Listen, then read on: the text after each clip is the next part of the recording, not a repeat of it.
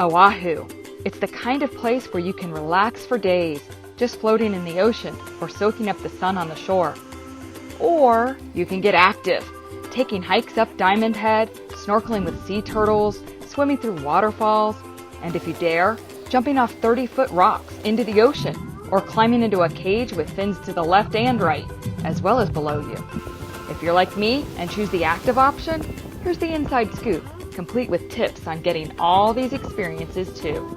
You'll likely be based in Waikiki, where most hotels, shops, and restaurants are located. You can see the iconic Diamond Head crater from all of Waikiki shores, and it's about a 10-minute drive from most of the resorts. Tip number 1, you're going to want to go early. It gets hot, fast, and starting before 9 will make it easier all the way around. That, or wait until around 4. It takes about 30 minutes to get to the top. Parts of the hike are steep, but it's still an easy walk up the historic trail for most people. And once you're at the top, the views make it worth all that heavy breathing getting there. You can see most of Waikiki from the top, along with sweeping views of Oahu's southeastern coastline. Be sure not to miss the lighthouse down at the tip. We hung around at the top for about 20 minutes, then made our way back down. Our trip down took half as long as it did going up, and we rewarded ourselves with pineapple smoothies from a food truck at the base of the crater. We hit the water for our next adventure, taking a boat out of Waikiki's marinas in search of sea turtles. Here's tip number 2. There are plenty of excursions you can book, but we decided to rent a boat through Get My Boat app, since there were 6 people in our group and we wanted to make sure they took us straight to the turtles. From the marina, we motored out for about 20 minutes to the spot that locals know the turtles tend to enjoy, dropped anchor, and jumped in the water with our snorkeling gear. For the next hour and a half, we swam with the sea turtles and random other fish, absorbing every magical moment.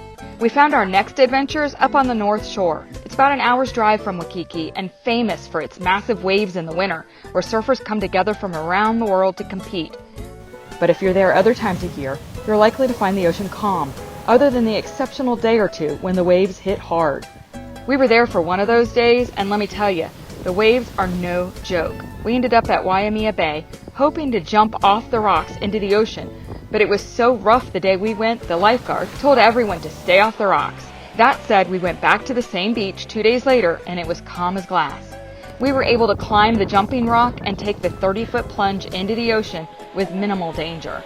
Once at the top, there were a few other people waiting to jump, but as it turned out, we're too afraid to take the leap. One thing we all agreed on, it took a lot longer to hit the water than we thought it would.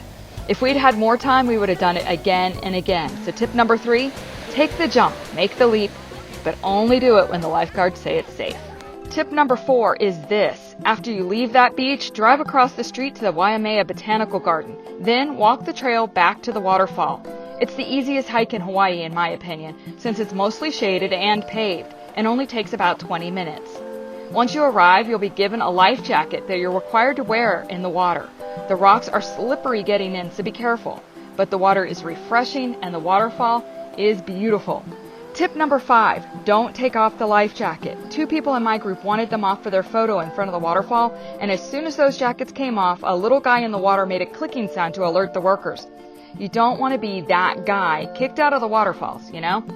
The walk back to your car will be more leisurely as you try to dry off, so enjoy some of the beautiful plants around you in this tropical paradise. Another great adventure up on the North Shore is shark diving. And before you say absolutely not, no way, just keep an open mind.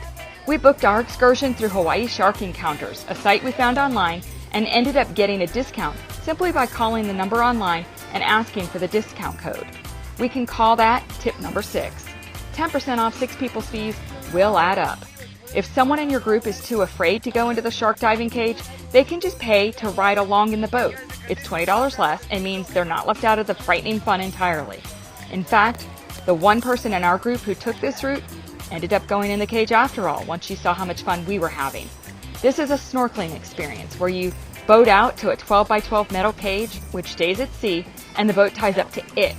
It's located about 3 miles offshore in a spot 400 feet deep. The sharks are conditioned to hear the sounds from the cage and come check it out. They did. 6 of us climbed into the water in the cage with our masks and snorkels on and held onto a bar that goes around the perimeter. We spotted Galapagos sharks all around us and one sole barracuda. I never felt like any of the sharks were aggressive and repeatedly dove to the bottom of the cage just to be totally submerged with them. Bottom line, it was a thrill. After all this fun, if you decide to spend a day or two just relaxing on the beach, it is your vacation, I have one final tip. Rent a surfboard from one of the huts set up on the shore. For about $20, you can grab a board for an hour or two. Watch a free YouTube video to learn how to jump up on the board. There are lots of beginners on Waikiki Beach where the waves are mild, but big enough to ride in, even if you never make it to the standing up position. Then you can tell everyone back home that you went surfing in Hawaii. Mahalo for watching Local Now.